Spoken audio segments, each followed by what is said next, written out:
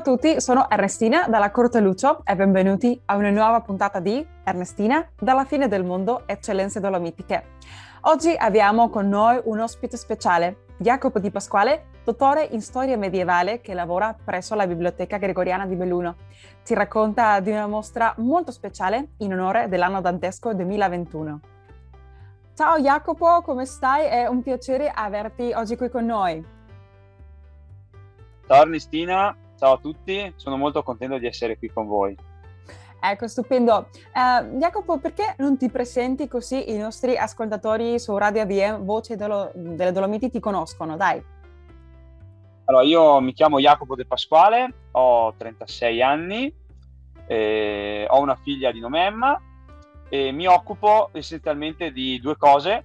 La prima è la mia grande passione, cioè la storia.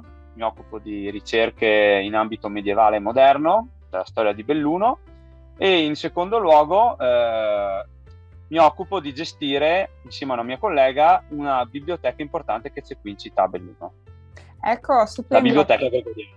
E ti stavo per chiedere, tu sei il referente della Biblioteca Gregoriana di Belluno e quest'anno è l'anno dantesco, è molto speciale. Ci sono delle iniziative per celebrarlo? Sì, ora quest'anno sono 700 anni dalla morte di Dante, come hai detto giustamente tu, e la biblioteca gregoriana, che si trova nel seminario gregoriano, ha due biblioteche, la biblioteca gregoriana dove lavoro io e un'altra biblioteca, la biblioteca lolliniana, che è una biblioteca di manoscritti, all'interno della quale c'è un importantissimo codice manoscritto della commedia di Dante, fatto pochi anni dopo la morte del sommo poeta, insomma. E abbiamo deciso quindi di valorizzare questo importante pezzo della collezione organizzando una mostra nei nostri locali, esponendo il codice e altri libri sempre di ambito dantesco e alcune opere di un famoso artista bellunese, Graziano Damerini. Una mostra durerà circa un mesetto, nei weekend apriremo quindi le porte del seminario a chi voglia venire a vedere questa piccola perla che abbiamo in città, insomma. Ecco, diciamo, come e quando possiamo raggiungere la mostra? Ricordaci. Allora, la mostra è partita domenica scorsa, quindi il 13 giugno, fino al 18 di luglio. È aperta il sabato dalle 14:30 alle 18, la domenica sempre 14:30-18 e lunedì mattina dalle 9:30 alle 12. Ecco, stupendo. Come nasce l'idea di creare questa mostra? Chi sono stati coinvolti, tipo agenti, enti, associazioni?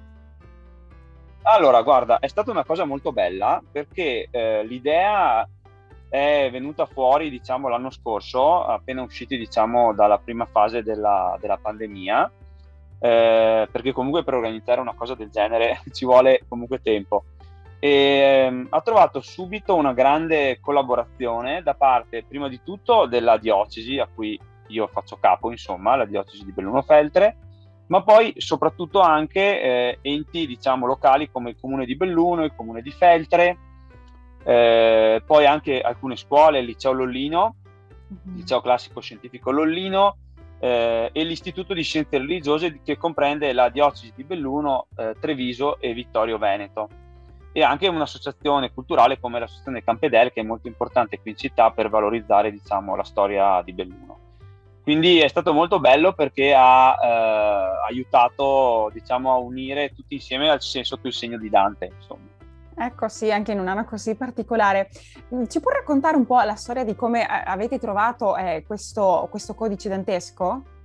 Allora, il codice della Divina Commedia, il cosiddetto Lolliniano 35, il nome 35, Lolliniano 35, deriva dalla posizione sullo scaffale, fa parte proprio di questa biblioteca lolliniana, capitolare lolliniana, che è una biblioteca che si trova all'interno del seminario, ma non è di proprietà del seminario, è di proprietà del capitolo della cattedrale, che è uno degli enti ecclesiastici più antichi della città di Belluno. All'interno di questa importante biblioteca ci sono tantissimi manoscritti antichi che sono a Belluno già da molto tempo, tra cui cito anche una Bibbia miniata del XIII secolo. Wow. Questo codice della commedia non si sa precisamente quando sia arrivato a Belluno, Si chiama Lolignano 35 perché all'interno della biblioteca ci sono anche molti libri del vescovo Lollino, che è stato un importante vescovo di Belluno tra la fine del XVI e l'inizio del XVII secolo,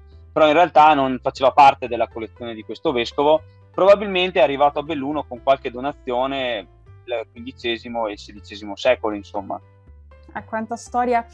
Ma c'è qualche legame speciale tra il Dante e la città di Feltre, la città di Belluno, quella zona? Tra l'altro sappiamo che il Dante menziona Feltre nella Divina Commedia, vero? Sì, sì, esatto. Nel senso che, allora, Belluno non è citata nella commedia, però abbiamo questo importante pezzo in città.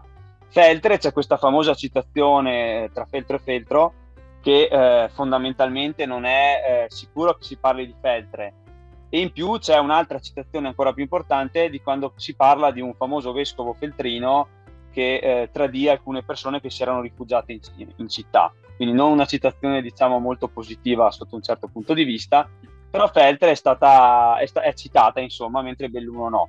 Comunque questo codice, ripeto, ha veramente unito Belluno e Feltre, creando veramente uno stimolo, diciamo, di comunione culturale. Ecco, stupendo. Sì, sì. Ok, Sì. no, non pensavo che volevi aggiungere qualcosa. Continua, continua. No. Cosa, Ho finito. Cosa rappresenta per te questa mostra che state organizzando e che è già iniziata? Allora, per quanto riguarda il sottoscritto è stato molto bello poter parlare, collaborare con tantissime persone, sia nel mondo, diciamo, culturale che nel mondo religioso che nel mondo della politica. È stato uno stimolo importante per la mia passione per la storia, insomma. In più, devo dirti onestamente, questa mostra ha veramente dato nuova linfa ai progetti che stiamo portando avanti da qualche anno in biblioteca, perché a Belluno, la biblioteca gregoriana in quale io lavoro, è all'interno del seminario. Da un po' di anni a Belluno non ci sono più i seminaristi perché sono stati spostati a Trento per quanto riguarda lo studio, e quindi la biblioteca all'interno di questa enorme struttura ha un nuovo ruolo molto importante che grazie a questa mostra ha reso possibile, diciamo, una nuova ripartenza dopo il Covid, facendo entrare le persone all'interno di questi magnifici ambienti che sono quelli del seminario gregoriano. Ecco, in questi tempi difficili di pandemia che vediamo ora in Italia si sta un po' sta migliorando, no? Certamente. Com'è stata quella prima parte della pandemia per le biblioteche, per la tua? Come avete, diciamo, come è stata quella vita? Immagino che si è un po' rallentata, quasi fermata. Allora, no, praticamente si è fermata, almeno per quanto ci riguarda. Abbiamo fatto tante riunioni perché comunque ci sono i protocolli di sicurezza per ogni cosa, ci sono anche per le biblioteche, insomma, per dire i libri devono andare in quarantena, cioè se tu presti un libro lo devi mettere poi in quarantena, per fare Ecco. un esempio. Non possiamo mettere l'alcol sopra i libri, immagino, certamente. No, direi di no. In più devo dirti che cioè, le biblioteche oggi soffrono moltissimo rispetto al digitale, rispetto a internet, anche se il digitale, magari dopo ne parliamo, per me è anche una grande risorsa. Le biblioteche oggi soffrono un pochettino la mancanza dei loro utenti, a mio modo di vedere, perché senza la gente che entra nelle biblioteche si perde lo scopo principale, che è quello del libro, che è quello di essere un mezzo di comunicazione e di confronto. Speriamo, dai, che si possa pian pianino ricominciare.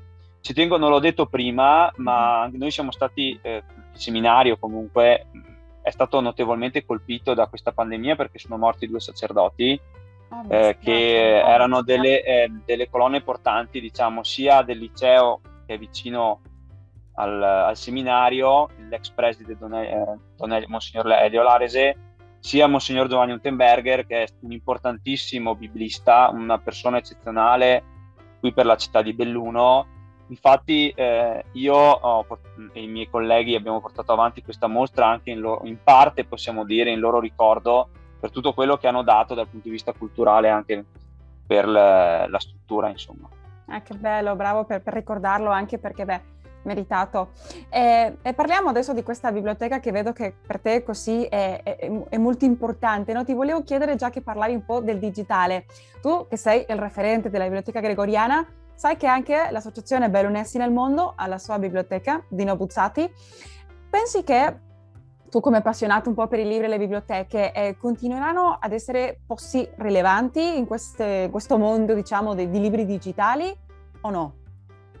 Allora, è un tema molto interessante, infatti io ho anche scritto un articolo per Bellunesi nel Mondo sul tema del digitale e la ricerca storica.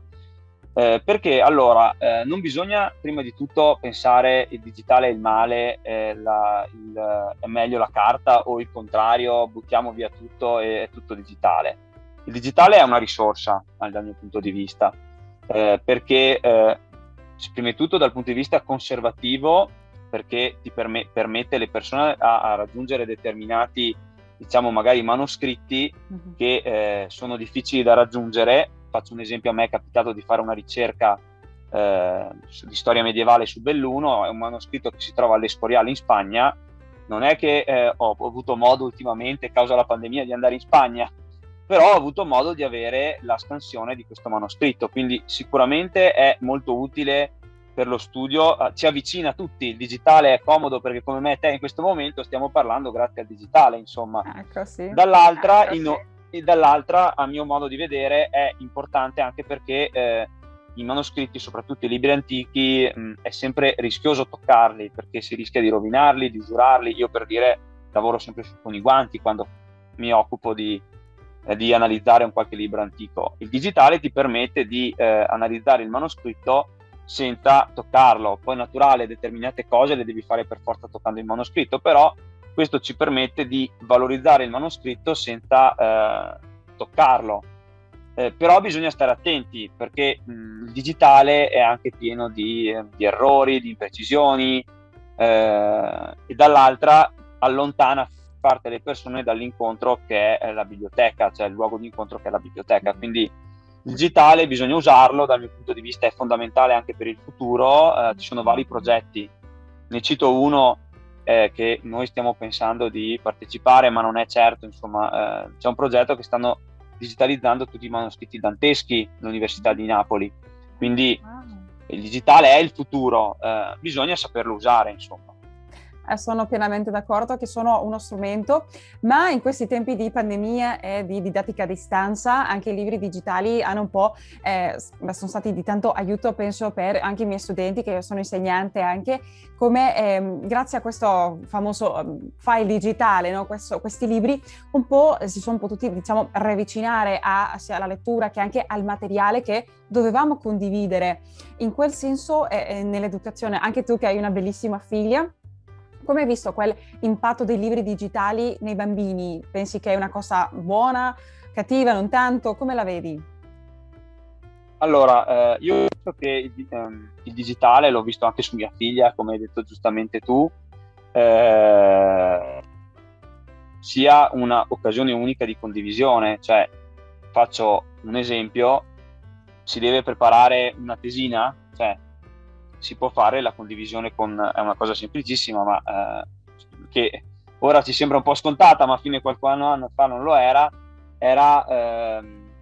su Dropbox. Cioè tu puoi prendere questo file e lo si può condividere tra più persone. Quindi io sono il primo a dire che il digitale è fondamentale. Cioè, io penso anche a persone che abitano qui nel Mese, che erano distanti dalla scuola, o comunque avevano fatica a raggiungere le scuole. Il digitale, qualora ci siano i servizi, perché è fondamentale che ci siano dei servizi adeguati, è stato un grandissimo aiuto. Cioè, mia figlia è stata per alcuni mesi dai nonni, diciamo dai genitori della mia ex compagna, in Comelico, in montagna, e comunque da lì è riuscita a seguire la scuola. Quindi secondo me il digitale è una risorsa importantissima che dobbiamo anzi implementare sempre di più, però bisogna comunque non dimenticare l'importanza dell'incontro con le persone, insomma. Quello è vero. La tua biblioteca, dove tu anche lavori, si trova in una sede molto speciale. Ci puoi raccontare dove?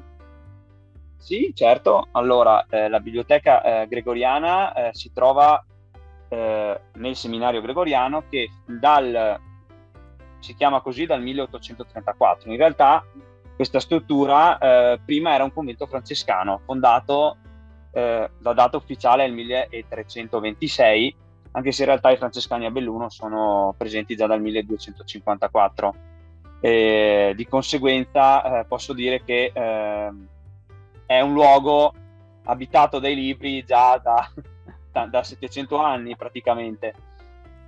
Dal 1326 fino al 1806, con l'avvento di Napoleone, ci sono stati i francescani. Ne cito due: uno è Francesco Bolzano, che è stato un importante uomo di cultura, e dall'altro Urbano Bolzano, c'è passato poco in realtà, che era stato il precettore di Leone X Medici, Papa Medici, figlio di Lorenzo il Magnifico, quindi personaggi di una cultura notevole, insomma.